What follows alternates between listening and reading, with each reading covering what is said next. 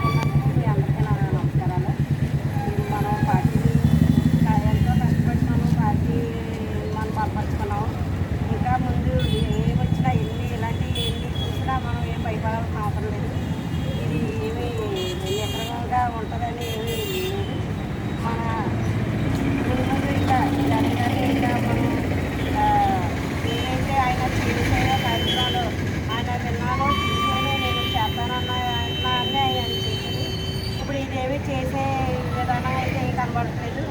ఆడవాళ్ళకి ఏదో bus పెట్టేస్తామన్నారు, free bus పెట్టేస్తామన్నారు, 1800 నెలకి వేస్తా అన్నారు. ఇప్పుడు నెల అయింది.